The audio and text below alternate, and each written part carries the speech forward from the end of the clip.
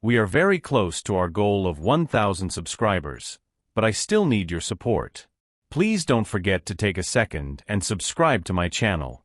The November rain was steady the night Emily Harper vanished. On November 6, 1992, the Puget Sound was wrapped in a damp, bone-deep chill that only Washington locals understood, a combination of salt air and fog that crept into clothes and lungs alike. The last ferry of the night, the MV Evergreen Star, departed Bainbridge Island at 11:40 p.m., its fluorescent lights casting pale reflections on the black water. It was a familiar crossing, 35 minutes to Seattle's Pier 52, a route commuters, tourists and students had taken for decades without incident. But this night would be remembered not for the routine, but for the mystery that would haunt Kitsap County for the next 3 decades. 22-year-old Emily Harper boarded the ferry with a small crowd of late-night passengers, a handful of students heading back to campus after visiting home, 2 businessmen still in suits and loosened ties, a mother rocking her sleeping toddler, and a few solitary figures with Walkmans or paperbacks to pass the time. Emily, with her auburn hair tucked under a knitted cap, carried only her leather satchel, worn at the edges from years of use. She'd been seen earlier at a cafe on Winslow Way, scribbling in her notebook between sips of black coffee, telling the barista she had a paper due Monday at the University of Washington. To everyone who knew her, Emily was studious, dependable, not the kind of person who slipped quietly into the night. Multiple passengers would later recall seeing her settle into a window seat on the starboard side, second deck, setting her bag on the empty seat beside her. She'd removed her gloves, pulled out a dog-eared paperback copy of The Secret History by Donna Tartt, newly published that year, and disappeared into its pages. The details of what happened between departure and docking are fragmented, contradictory, and maddeningly incomplete, but the one fact no one disputes is this: when the Evergreen Star pulled into Pier 52 just after midnight, Emily was gone. Her bag remained exactly where she had placed it, the paperback tucked inside, her student ID peeking from the side pocket. At first, no one noticed.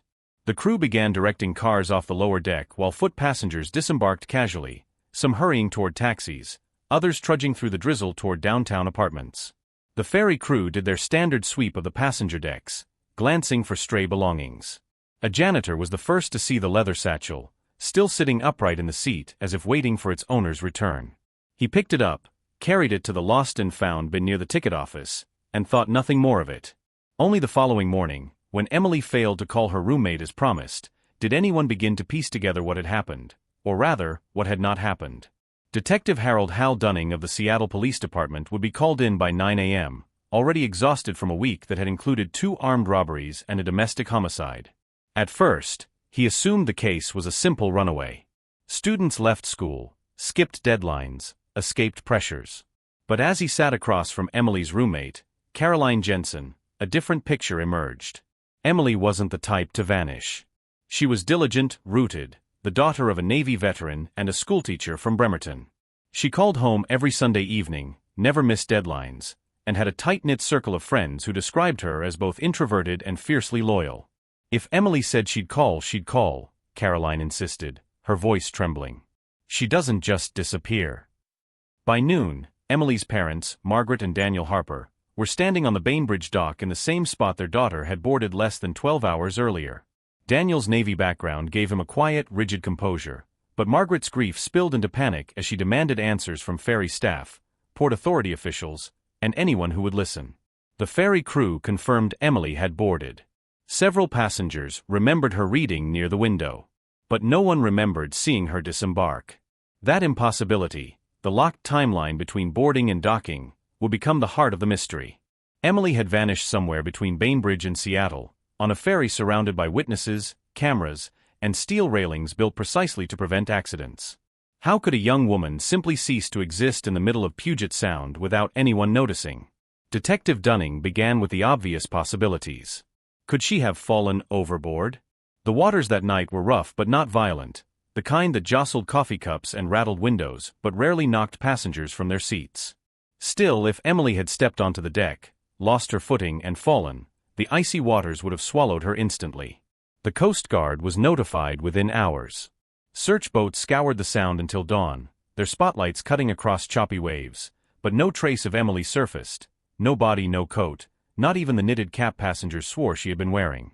Could she have staged her own disappearance? That theory spread quickly among ferry employees and some investigators. Emily's satchel remained behind, but what if she had slipped off at docking unnoticed, leaving her belongings to create the illusion of a mystery? Caroline scoffed at the suggestion. Emily would never leave her notebook behind, she said firmly. She wrote every single day.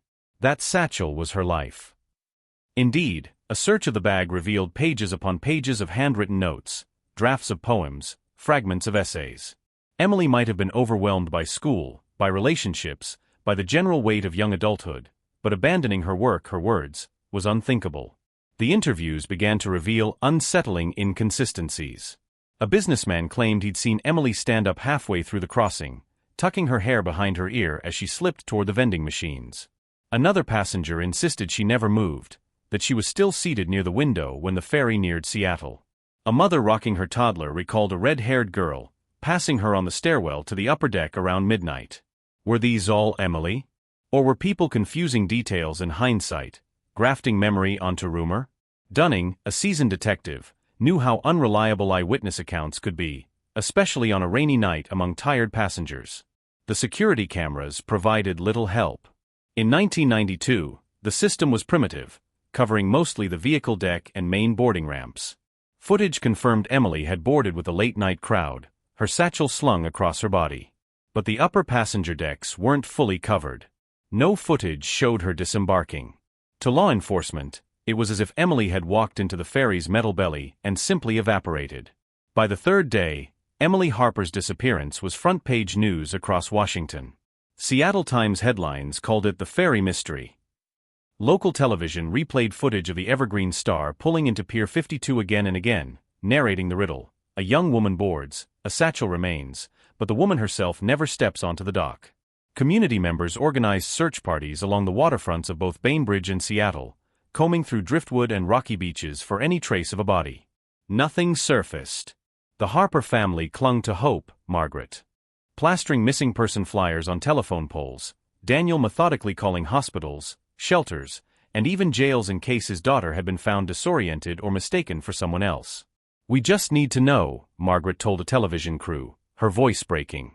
"Dead or alive, we just need to know what happened to Emily." Detective Dunning, too, found himself unsettled in ways few cases ever made him feel. A body usually turned up. Evidence usually revealed itself. But this was different. The ferry was an enclosed environment, a floating capsule of steel and fluorescent light with a finite number of people aboard. Someone must have seen something. Someone must have known more than they admitted. On the fifth night, Dunning returned alone to the Evergreen Star. He stood on the starboard side deck where Emily had allegedly sat, the faint hum of the engines beneath his feet, the bitter wind cutting through his coat. The ferry moved steadily through the water, its light stretching into the mist. For a moment he closed his eyes and imagined being Emily, young, tired, clutching a satchel full of words, surrounded by strangers, the rain pelting windows. What had she seen in those last minutes? A shadow moving across the deck? A familiar face? Or something darker, something that pulled her from existence without a sound? The rain fell harder, the ferry cut onward, and the detective realized the truth that would haunt the investigation for decades. Whatever happened to Emily Harper, it had happened in plain sight, and yet no one had truly seen. Detective Hal Dunning's instincts told him that the first 48 hours mattered most, but by the time Emily Harper's case reached day 6 without progress, he realized he was navigating uncharted waters. The Evergreen Star was not a sprawling city block with endless escape routes. It was a steel cage drifting across Puget Sound. And yet a woman had gone missing inside of it, leaving behind nothing but a satchel and the gnawing silence of unanswered questions. The witness Webb Dunning convened a formal lineup of passengers who had been aboard the ferry on November 6. 23 people, plus the crew of 15. They gathered in a bland conference room at the Seattle Ferry Terminal, chairs arranged in a loose semicircle, the scent of burnt coffee filling the air. One by one, they gave statements. The businessman, Leonard Kessler, repeated his claim. Emily had stood near the vending machines around midnight, fishing for change.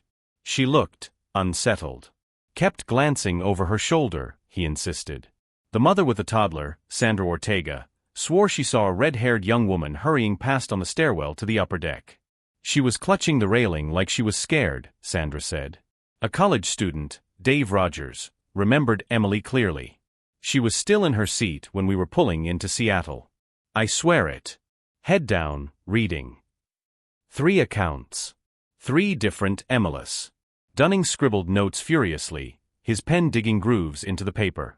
He'd worked enough cases to know that memory was malleable, a trickster that reshaped itself with time and suggestion.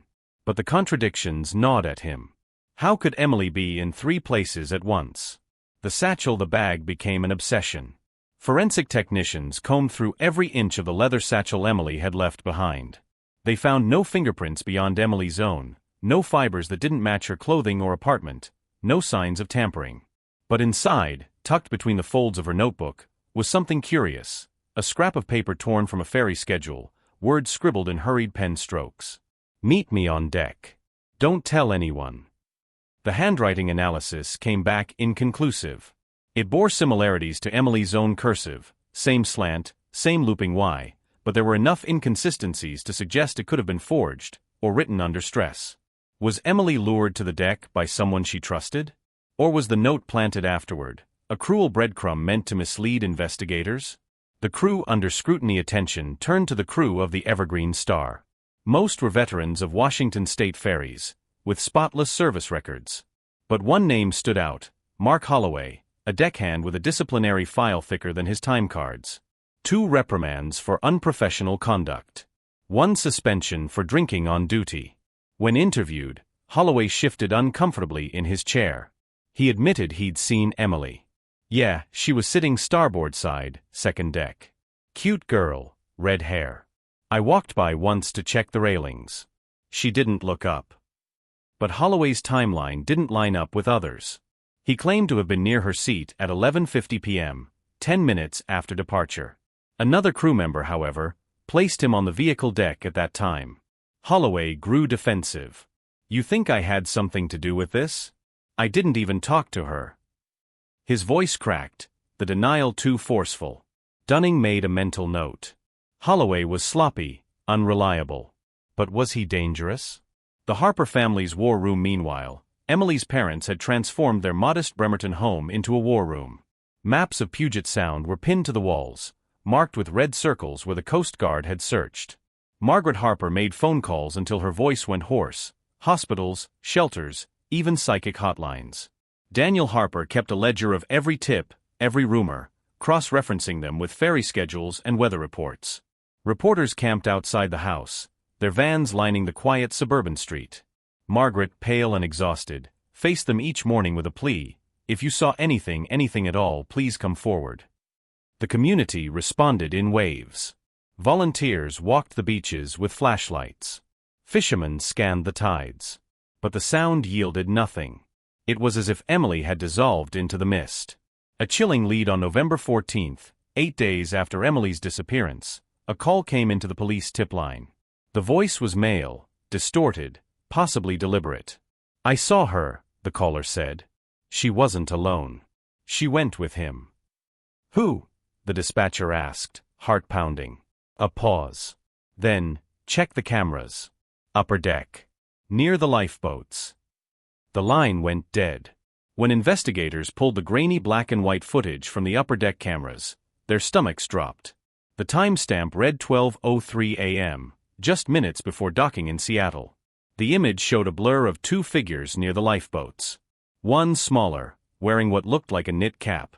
The other, taller, broader, face obscured by the angle. The smaller figure leaned against the railing. The taller one stood close, too close, a hand raised as if in motion. Then the tape fuzzed with static, the image vanishing for nearly 30 seconds before resuming with the deck empty. Emily Harper was never seen again. The grainy tape from the upper deck became the centerpiece of the investigation, a ghostly artifact that offered more questions than answers. The blurred silhouettes seemed to whisper possibilities, but none loud enough to be certain. The tape under the microscope. Detective Hal Dunning sat in a darkened room with technicians from the Washington State Patrol Crime Lab, replaying the footage again and again. Each time, the 2 figures appeared, one smaller, likely Emily, and the other taller, bulkier. A brief gesture, a hand raised, a shoulder shifting. Then 30 seconds of static. Before the deck was empty. "Mechanical failure," the technician muttered, frowning at the monitor. "These cameras are junk. Weather can scramble the signal." But 30 seconds? On the very night a woman vanished, Dunning's gut twisted. Too perfect to be coincidence. Someone had known exactly where the blind spot was. The ferry company in the hot seat, the Washington State Ferries Administration, scrambled to protect its reputation. Passenger safety was their lifeblood, and now the words vanished from a ferry plastered headlines across Seattle and beyond. Officials held press conferences promising cooperation, but behind closed doors, they pressured detectives to find an explanation that didn't involve negligence. A spokesperson suggested Emily had jumped. "It's tragic," he said to cameras, "but sometimes people take their own lives. Our ferries are safe." The Harpers were outraged. Margaret snapped at reporters, her grief giving way to fury. "My daughter wasn't suicidal. She had plans, dreams, a paper due Monday. She didn't just jump." The community rallied around her. Candlelight vigils lit up Bainbridge Island, ferry passengers held silent protests, and students of the University of Washington wore ribbons with Emily's initials. A new suspect emerges. Attention turned back to Mark Holloway, the unreliable deckhand. He was 6 feet tall, broad-shouldered, the right build to match the figure in the footage. When pressed, he changed his story again, now claiming he'd been making rounds near the lifeboats close to midnight. "Did you see Emily Harper?" Dunning asked. "No," Holloway said too quickly. His eyes darted to the table. "Look, I don't remember every face on that boat. It was raining, I was tired." But when investigators searched Holloway's locker at the terminal, they found something troubling: a ferry schedule folded into quarters, with a handwritten note in the margin. 11:40 last run. Meet. The handwriting bore similarities to the scrap found in Emily's satchel. Forensic examiners couldn't confirm it was his, but the coincidence was damning. The ghost of the sound. Meanwhile, rumors swept through Kitsap County. Fishermen claimed to hear cries at night drifting across the water. A tugboat operator swore he saw a figure standing alone on the Bainbridge dock at midnight, only to vanish when he drew closer. The Harper family clung to hope. If she fell, her body should have surfaced by now, Daniel argued, poring over tide charts at his kitchen table. If she left with someone, she could still be alive. Margaret, though, began to dream differently. She saw Emily in her sleep, standing on a ferry deck with rain soaking her knit cap, her mouth moving as if trying to speak but no sound coming out. Margaret would wake gasping, convinced her daughter was still out there, somewhere between water and shadow. A breakthrough witness. On November 20th, 2 weeks after Emily's disappearance, a new witness stepped forward. An elderly man named Walter Briggs, who rode the ferry that night, claimed he'd been walking his dog on the upper deck despite the rain. "I saw her," he told detectives, his voice trembling. "The girl. She was near the lifeboats, talking to a crewman. I remember because the crewman had a flashlight, and it lit up his rain slicker. Yellow. Bright yellow." Mark Holloway owned a bright yellow raincoat, issued to all deckhands but personalized with his name stitched inside. Dunning felt the investigation tightening, a net drawing closed. But something still gnawed at him. If Holloway had been involved, why leave the satchel behind? Why risk being seen with her on the open deck? Unless, Dunning thought grimly, someone else had been there too. Someone no one wanted to talk about. The second figure. The technicians enhanced the blurry video again, frame by frame. Under the grain and static, a detail emerged, barely perceptible, but enough to freeze the room. The taller figure wasn't alone. For just a single frame, before the static swallowed the image, a third shape flickered into view in the corner. A shadow. Watching. The revelation of a third shadow in the ferry footage shifted the entire investigation. What had once seemed like a two-person encounter on a rain-slicked deck now hinted at something more. An unseen presence, silent and watchful, caught for only a fraction of a second before the tape dissolved into static. Media frenzy. By late November 1992, the Seattle Press Corps had turned the Evergreen Star into a symbol of paranoia. Headlines screamed mystery on the sound, and who was the third figure? Local newscasts replayed the enhanced frames in slow motion, circling the faint outline of the shadow as if it were proof of conspiracy. Talk radio callers debated theories: a secret passenger hiding in the ferry's maintenance corridors, a crewman complicit in a cover-up, or even an intruder who had slipped aboard unseen. For the Harper family, the attention was both a blessing and a curse. Margaret clung to the coverage, believing the exposure kept her daughter's name alive. Daniel, more pragmatic, grew bitter. "They're not reporting," he told Hal Dunning in a low voice. "They're feeding on her." The second crewman detectives re-examined crew rosters from that night. Alongside Holloway, another name surfaced: Brian Cutler, a relatively new hire, transferred from the Edmonds, Kingston route only 2 months earlier. He was younger, slimmer than Holloway, and barely known among the other deckhands. When questioned, Cutler seemed nervous but cooperative. He insisted he had been on the vehicle deck conducting safety checks the entire crossing. Yet logs revealed discrepancies. An inspection he claimed to have filed was missing, and another had been time-stamped out of sequence. Where was he really? Dunning wondered aloud as he flipped through the paperwork. More troubling still, Cutler owned a yellow rain slicker identical to Holloway's. Family under siege, the Harpers began to splinter under the pressure. Margaret spent sleepless nights phoning reporters, begging for airtime. Daniel withdrew into silence, retreating to the garage where he cleaned his old Navy tools over and over, metal clicking in rhythm with his grief. Caroline, Emily's roommate, stopped attending classes entirely, haunted by guilt that she hadn't accompanied Emily that night. A chilling letter arrived at the Harper home on November 28. Postmarked from Seattle, it contained only a single sentence scrawled in block letters: "She never left the ferry." No signature. No fingerprints. The words burned into Margaret's mind until she repeated them like scripture. The sound yields nothing. Meanwhile, divers from the Coast Guard conducted another sweep of Puget Sound, focusing on the ferry's route between Bainbridge and Seattle.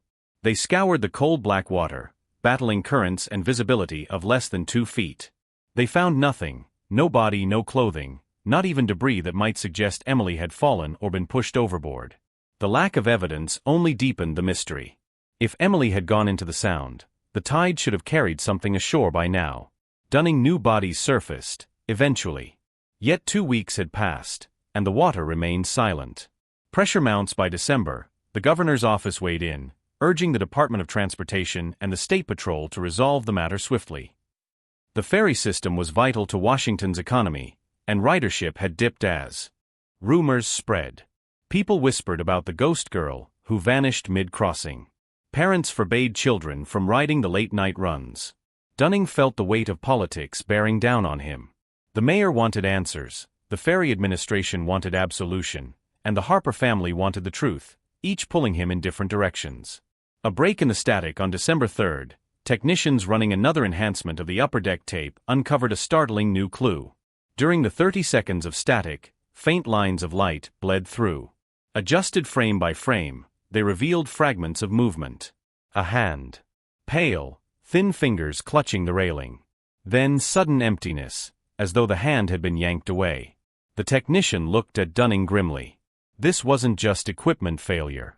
Someone tampered with the feed. If the tape had been deliberately sabotaged, that meant Emily's disappearance wasn't an accident or a suicide. It was an orchestrated act, committed by someone who understood both the ferry's blind spots and its surveillance system. The ferry's secrets. Dunning ordered a full inspection of the Evergreen Star. Engineers revealed something unnerving: a network of maintenance crawlspaces running beneath the passenger decks. Narrow corridors, seldom used, connecting storage rooms and emergency exits. Passengers had no access to them, but crew did. One hatch, rarely noticed, opened only a few feet from where Emily had last been seen. For the first time, Dunning understood how a person could vanish without a trace. Not into the water. Not into thin air. But into the steel belly of the ferry itself. The discovery of the hidden maintenance corridors beneath the passenger decks changed everything. Suddenly, the impossible seemed possible. Emily Harper had not vanished into thin air or into the sea, but had been drawn or forced into the hidden skeleton of the Evergreen Star. The crawlspace revelation. On December 6, 1992, Detective Hal Dunning and 2 ferry engineers crawled into the steel belly of the ship. The air was damp, metallic, and suffocating, the crawlspace illuminated only by their flashlights. Rust flakes fell like dust with every movement, and the low ceiling forced them onto hands and knees. The passages ran parallel to the passenger decks, with narrow hatches that opened discreetly behind storage lockers and maintenance doors. To a passenger, they were invisible. To a crewman, they were shortcuts, perfect for moving unseen. Midway through, Dunning noticed scratches along one wall, faint but fresh. He held the beam steady. The marks were vertical, clustered, almost like fingernails clawing at steel. Jesus, whispered one of the engineers. Dunning photographed the scratches, his heart hammering. Emily had been here. The yellow slicker. The next discovery was worse. Near one of the hatches, wedged in the corner behind a coil of rope, lay a torn fragment of yellow vinyl. It was unmistakable, a piece of a rain slicker, its edge ripped jagged as though caught during a struggle. The fragment was bagged and sent to the lab. Within 48 hours, results confirmed it matched the material used in the state-issued jackets worn by ferry crew. Which crewman had lost his slicker in the maintenance corridors? Holloway? Cutler? Or both? The pressure brakes Holloway detectives leaned hard on Mark Holloway.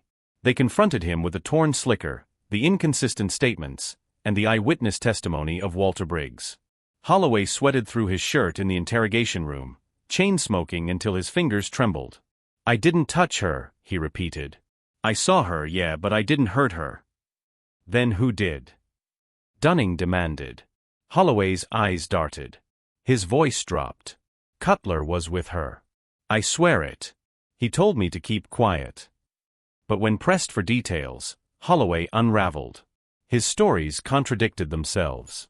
First, he claimed Cutler had lured Emily into the corridor.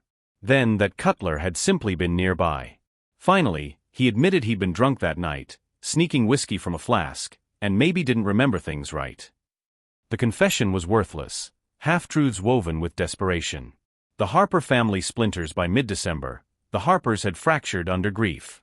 Margaret, increasingly erratic, became convinced Emily was still alive, being hidden somewhere inside the ferry system. She took to riding late-night crossings, staring at passengers, searching for familiar faces. Daniel, silent and grim, focused on burial. "She's gone," he whispered one night to Dunning outside the precinct. "I can feel it. But I need a body to put in the ground." Their marriage, once steady, began to collapse under the strain. Friends recalled arguments spilling into public, Margaret accusing Daniel of giving up, Daniel accusing Margaret of losing her grip.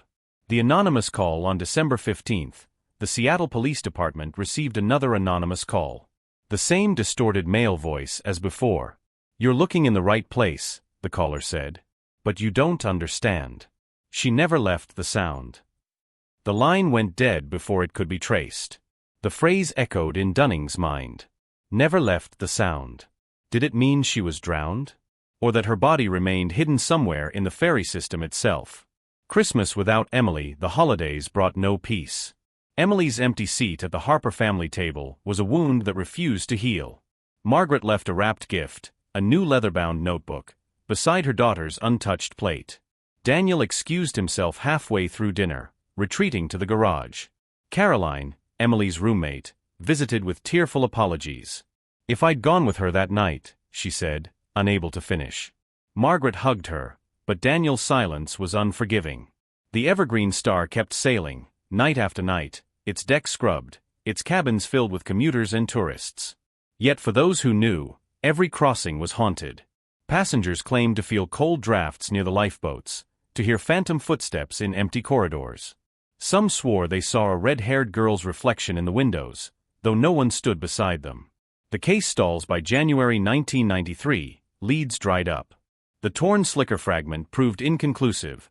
Too many crewmen owned identical jackets. Holloway was suspended, then quietly terminated, but no charges were filed. Cutler remained employed, though under suspicion. The ferry company fought back fiercely, hiring lawyers to deflect liability. Detective Dunning filed his reports, but each page felt like failure. "It's like chasing smoke," he muttered to his captain. "Every time I close in, it slips away." And then one frigid morning in February, 3 months after Emily Harper disappeared, a fisherman dredging his nets near Alki Point pulled up something tangled in kelp and rope. A shoe. Women's size 7. Soaked, but intact. Inside, a faint ink stain spread across the lining, as if a pen had once burst in someone's pocket. Emily Harper had been carrying 3 pens in her satchel the night she vanished. The Harper case was no longer just a disappearance. It was now officially treated as homicide. The fisherman's discovery of the soaked shoe reignited a case that had been drifting toward silence. By February 1993, the Emily Harper investigation was no longer treated as a missing persons case. It was now a homicide inquiry, and every new detail carried the weight of confirmation that something terrible had happened aboard the Evergreen Star. The shoe, a women's size 7 black leather flat, was brought to the Seattle Police Evidence Lab. Detectives matched it to a purchase Margaret Harper remembered making with her daughter at a department store the previous fall. Inside the lining, analysts confirmed the faint ink blotch was consistent with the brand of pen Emily often carried. DNA analysis of the interior sweat-stained padding confirmed it belonged to Emily. But what unsettled investigators most was not the shoe's identity, it was its condition. The laces had been cut clean through, as though removed in haste, not frayed by seawater or natural wear. And the sole bore traces of rust, not salt. Dunning studied the report late into the night. Rust, he repeated aloud. Not from the Sound saltwater, but from corroded steel, the kind found inside ferry maintenance corridors. Emily had been there. The evidence whispered it. Public fury news of the shoe broke across Washington like wildfire.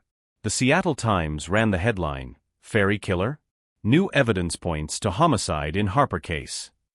Talk shows debated whether the ferry system was covering up the truth. Protesters gathered outside Pier 52 carrying signs, "Justice for Emily," and "Who's protecting our daughters?" For the Harper family, the discovery was devastating. Margaret clung to the shoe when detectives delivered it, sobbing into the leather. Daniel stood rigid, jaw locked, his silence louder than any scream. "This proves she fought," he muttered. "She didn't go quietly." Campus Secrets detectives expanded their investigation into Emily's life at the University of Washington. Friends described her as brilliant but private, her notebooks filled with both academic work and fragments of poetry. One professor recalled Emily expressing fear in the weeks before her disappearance, though she hadn't elaborated.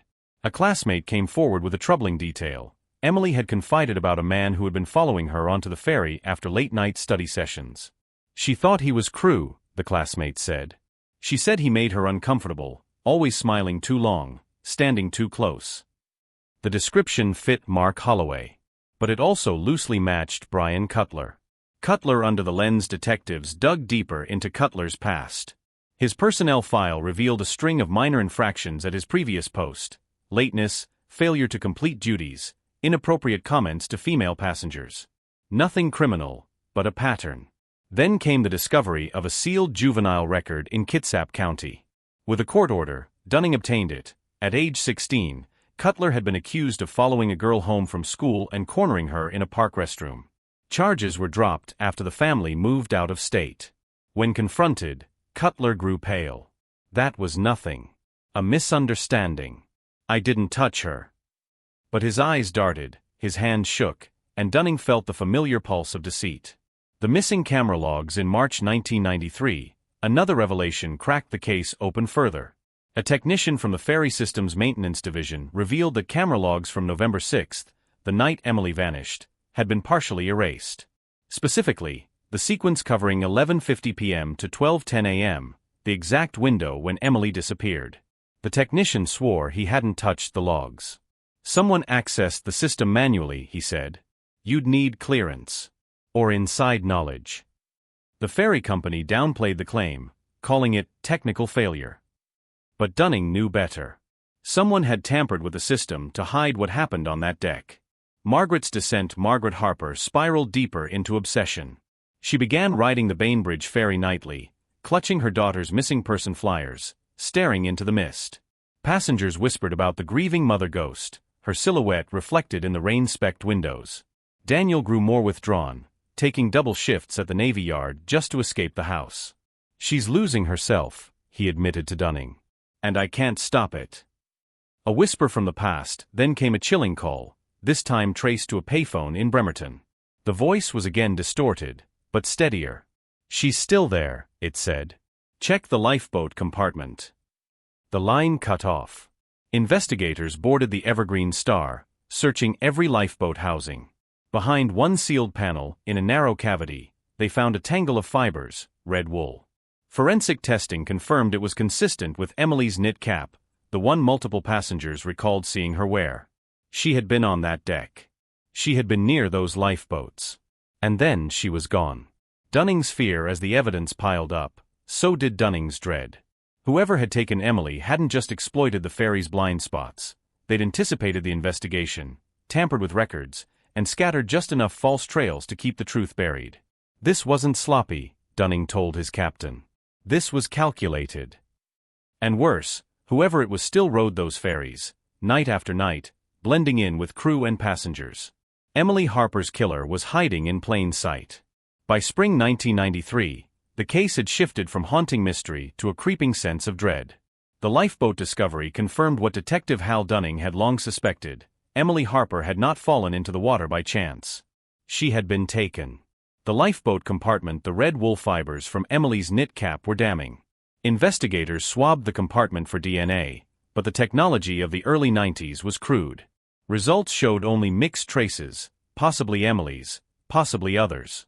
The one certainty was that someone had opened that sealed compartment, stuffed her cap, or her body, inside, and then closed it again. The ferry company panicked.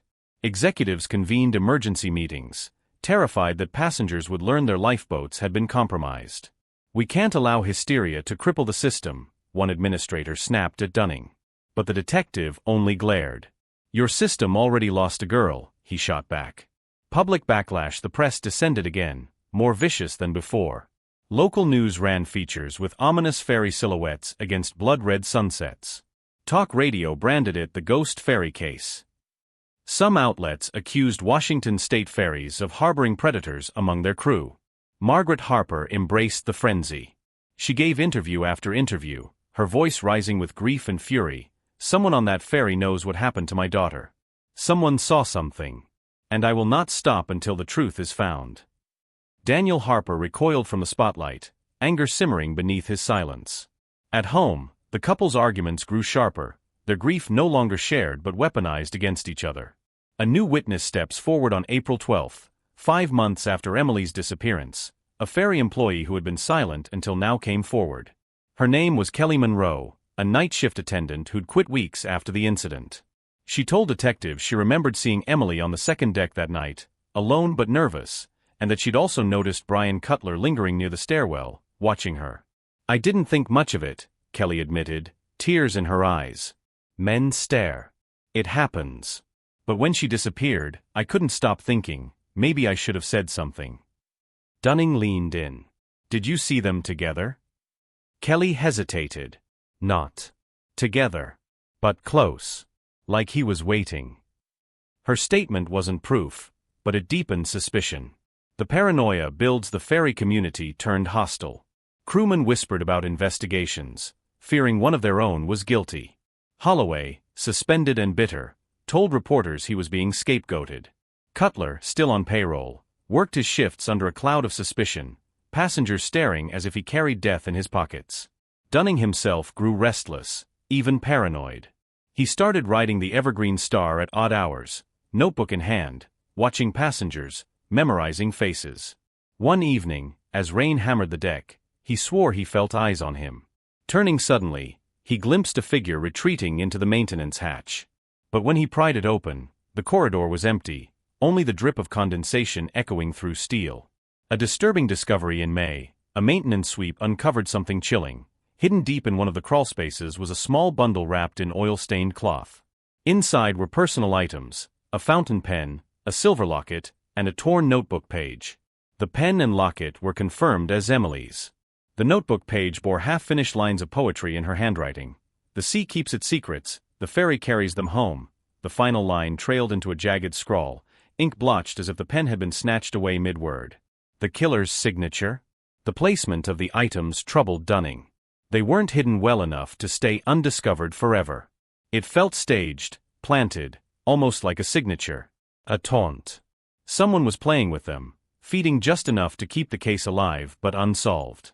When Dunning presented the bundle to Margaret Harper, she collapsed, clutching the locket. Daniel stood frozen, his voice breaking only once. "They're toying with us." Dunning's descent by summer, the case consumed Dunning's every waking moment. His desk was buried under ferry diagrams, tide charts, crew rosters. He mapped every maintenance hatch, every blind spot, every shift schedule. He began to wonder, was this about Emily alone, or was she part of something larger? A pattern? A predator who had used the ferry before, and might again? The thought haunted him most during his midnight crossings. Watching the black water churn beneath the ferry, Dunning felt the weight of absence, as though Emily was still out there, caught between sea and steel, waiting for him to see what everyone else refused to. And then came the report that made his blood run cold. A second young woman, a University of Washington student, had come forward, claiming that weeks before Emily vanished, a crewman had cornered her near the stairwell late at night, whispering, "Don't tell anyone. Meet me on deck." The exact words found in Emily's satchel. By the summer of 1993, the Harper case had metastasized beyond a single disappearance. It was no longer just about Emily. The Evergreen Star had become a stage for something darker, a predator who stalked young women, exploiting the isolation of late-night crossings. The second woman, the University of Washington student who came forward, was Rachel Lynn, a 20-year-old biology major. She'd ridden the Bainbridge ferry weeks before Emily vanished, heading home after a late-night study session. Her account was chillingly familiar. "He came up behind me near the stairwell," Rachel said, her voice trembling during her police statement. "I thought he was just passing, but then he leaned in close and whispered, 'Don't tell anyone. Meet me on deck.'" She turned and saw a crewman in a yellow slicker, but the lighting was dim, and she couldn't make out his face. Rachel panicked and fled to the passenger lounge, sitting beside a family until docking. She hadn't reported it at the time, chalked it up to a creepy guy on the ferry, but after seeing the headlines about Emily, the memory resurfaced with terrifying clarity. Her testimony corroborated the note found in Emily's satchel. Someone on that ferry had been using the same lure, the same words, to isolate women. Holloway versus Cutler. The evidence now pointed squarely at two men, Mark Holloway, the sloppy, heavy-drinking deckhand, and Brian Cutler, the quieter but unervingly watchful newcomer. Holloway had motive. He was known for harassing women and had lied repeatedly about his whereabouts. But his drunkenness made him unreliable, even as a predator. Would a man that careless orchestrate a near-perfect vanishing act? Cutler, on the other hand, had a history of stalking behavior, a sealed juvenile record, and a reputation for lurking near passengers. He was clever enough to manipulate systems, and quiet enough to go unnoticed. Detective Hal Dunning's gut tilted toward Cutler. The erased camera logs, the staged personal items, the deliberate planting of evidence, it all reeked of calculation. Holloway might have been a creep, but Cutler was dangerous. The ferry community fractures, crew morale collapsed. Half the staff refused to work with Holloway or Cutler. Others threatened strikes, demanding better oversight and security measures. The union pressured the ferry company to act, but management deflected, terrified of lawsuits. Passengers grew paranoid. Women rode in groups, avoiding empty decks. Rumors spread of a ferry stalker who targeted students. Some whispered Emily wasn't the first, just the first to vanish completely. Margaret's crusade. Margaret Harper transformed her grief into crusade. She started an organization, Safe Crossings, advocating for better security on ferries. She appeared on talk shows, lobbied lawmakers, and handed out flyers with Emily's photo at terminals. But her obsession alienated Daniel, who withdrew further. He wanted closure, not crusade. "You're fighting shadows," he told her one night, his voice cold. "I just want to bury my daughter." Their marriage cracked under the weight of loss. Margaret moved temporarily to her sister's house, leaving Daniel alone in Bremerton with Emily's unopened bedroom. Dunning's night watch detective Dunning couldn't shake the case. He began boarding the Evergreen Star in plain clothes, blending with passengers, watching the crew. On one crossing in July, he spotted Cutler on the upper deck, leaning against the railing, staring too intently at a group of college girls laughing in the lounge. When Dunning confronted him casually, "Late shift, huh?" Cutler's response was eerily calm. "Some people like the night," he said, his eyes fixed on the water. Dunning's gut twisted. Cutler wasn't careless like Holloway. He was patient. Predatory. The breakthrough tip in August, a janitor at the Seattle terminal came forward with a startling claim. The night Emily vanished, he had seen a crewman carrying a large duffel bag off the ferry after most passengers had disembarked. The bag sagged heavily, and the crewman seemed nervous. The janitor couldn't identify the man, only that he wore a yellow raincoat. Dunning immediately requested ferry logs for crew leaving duty that night. Both Holloway and Cutler had signed out. Both owned yellow slickers. Both had access to the maintenance hatches. The duffel bag, if real, might have been how Emily was removed from the ferry without anyone noticing. The killer's game then, in September, the case took a sinister turn. A package arrived at the Harper home. Inside was Emily's silver fountain pen, the one missing from her satchel, wiped clean of prints, wrapped in Ferry ticket stubs. A note was tucked beneath. She liked to write. "Now I do." Margaret collapsed when she read it. Daniel tore the note to pieces. Dunning, staring at the words, felt a chill settle into his bones. This wasn't just a killing. It was a performance. The predator was still out there. Still watching. Still taunting. And unless he was stopped, Emily Harper would not be his last. By the fall of 1993, the Emily Harper investigation had transformed from a local tragedy into one of the Pacific Northwest's most infamous unsolved cases. The taunting package, the fountain pen wrapped in ticket stubs, was no longer just evidence. It was a declaration. Someone was playing with them, using the Ferry system like a stage. Dunning's obsession, Detective Hal Dunning, was unraveling. His colleagues noticed the dark circles under his eyes, the stack of Ferry schedules that covered his desk, the cigarette burns on the corners of his case files. He was spending nights writing the Evergreen Star, mapping shadows, timing crew rotations, walking the maintenance corridors until his knees ached. "You're chasing ghosts," his captain warned. "Not ghosts," Dunning muttered. "Predators." He pinned Ferry diagrams to his apartment walls, marking hatches and blind spots with red thread. His nights blurred into a rhythm of crossing, watching, waiting. The case was no longer work. It was him. Forensic advances. By early 1994, technology offered a small breakthrough. Forensic labs retested the fibers from Emily's knit cap using improved techniques. Alongside her hair, they found a partial male DNA profile, too incomplete for identification, but enough to confirm what everyone feared: she had been physically restrained near the lifeboat compartment. It wasn't proof of who, but it was proof of how. Margaret Harper clung to the news like a lifeline. "See? She fought," she told reporters, her voice trembling. "She didn't just vanish. Someone took her." Daniel, by then living apart from Margaret, refused comment. His silence spoke louder than any words. Cutler Crack's detectives re-interviewed Brian Cutler in 1994. This time, his calm veneer fractured. When confronted with Rachel Lynn's testimony about the whisper near the stairwell, his jaw tightened. "That wasn't me," he snapped. "People want to believe it was, but it wasn't." "Then who was it?" Dunning pressed. Cutler hesitated too long. "Holloway," he finally muttered. But when shown the fountain pen package, Cutler went pale. His hands trembled, and he asked for the interview to end. To Dunning, that reaction spoke volumes. Holloway spirals. Meanwhile, Mark Holloway's life collapsed. Fired from the Ferry system, his reputation ruined, he drifted between odd jobs and bars. Reporters hounded him, passengers cursed at him in public. By 1995, he was arrested twice for disorderly conduct. Yet despite his flaws, Holloway maintained the same line: "I didn't touch that girl." Dunning didn't believe him. Not fully. But something about Holloway's self-destruction seemed too pathetic, too sloppy for the calculated cruelty of the Harper case. Margaret's descent. Margaret Harper transformed her grief into obsession.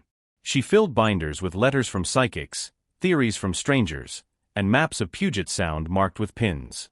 She haunted ferry terminals, staring at passengers, searching for Emily's face in the crowd.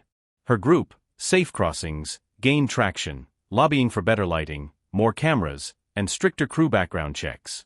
But at home, she was unraveling. Friends recalled her whispering that Emily was still inside the ferry, as if the steel itself had swallowed her. Daniel, broken and distant, filed for divorce in 1996.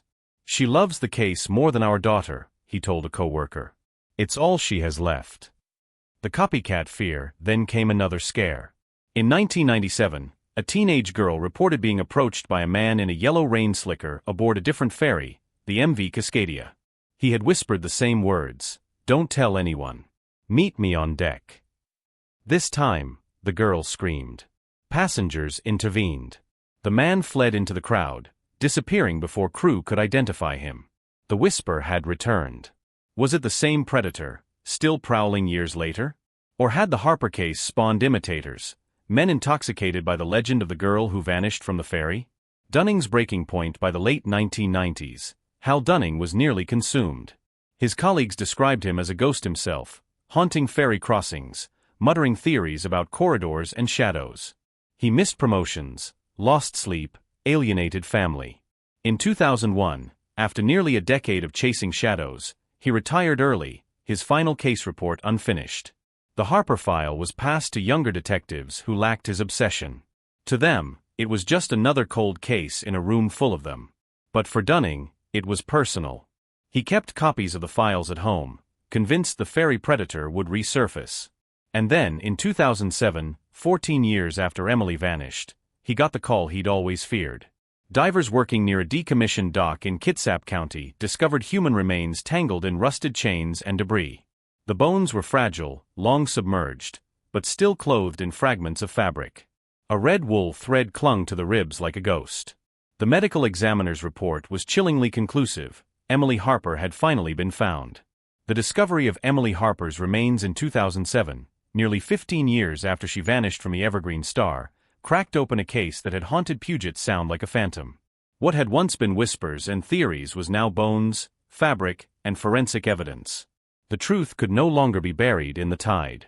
The recovery divers retrieved the skeletal remains from a submerged debris field near a decommissioned dock in Kitsap County.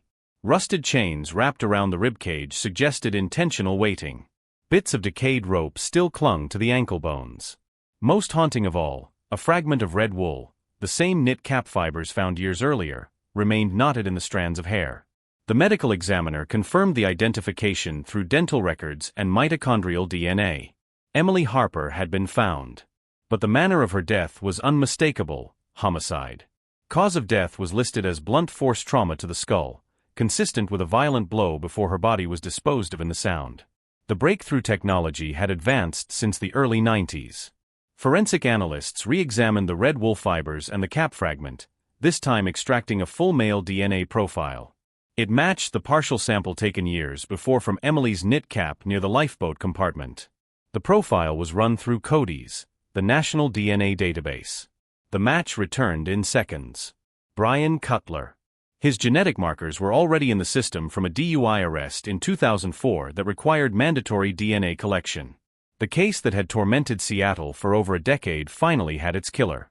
The arrest on August 14, 2007, detectives and federal marshals descended on Cutler's small apartment in Tacoma. He opened the door in his bathrobe, stunned to see the swarm of uniforms and cameras. "You're under arrest for the murder of Emily Harper," the lead detective announced. Cutler's face drained of color. He muttered only once during the arrest, "You don't understand, she came with me." The words chilled everyone who heard them. The trial, Cutler's trial in 2009, drew national attention. Prosecutors painted him as a predator who had stalked Emily, lured her toward the lifeboat deck with the note, and forced her into the maintenance corridors. The torn slicker fragment, the erased camera logs, the planted locket and pen, all part of his meticulous effort to confuse investigators and toy with the Harpers. Witnesses testified. Rachel Lynn described her own terrifying encounter with the Whisper. Kelly Monroe confirmed seeing Cutler hovering near Emily that night. Forensic experts tied his DNA to the fibers from her cap and confirmed the remains showed deliberate disposal. Cutler's defense insisted Holloway was the true suspect, that Cutler was scapegoated. But the DNA was irrefutable. After a 6-week trial, the jury deliberated less than 2 days. Verdict: guilty. Sentence: life without parole. Aftermath for Margaret Harper: the conviction was bittersweet. She stood outside the courthouse clutching Emily's recovered locket.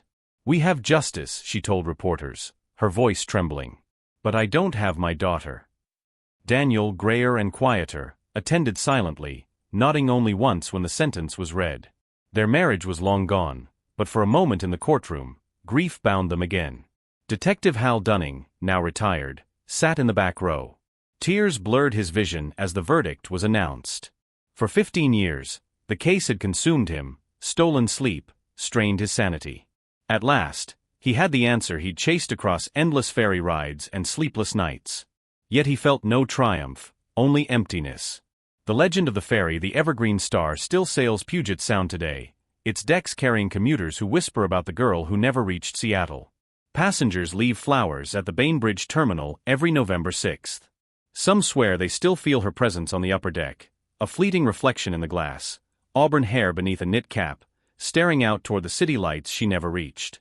Emily Harper's disappearance became more than a case. It became a warning. Even in familiar places, even in routine journeys, darkness can move quietly, unseen, waiting for the moment when no one is looking. And when the ferry horn echoes across the sound on a foggy night, some say it carries more than just a signal to the harbor. It carries her memory.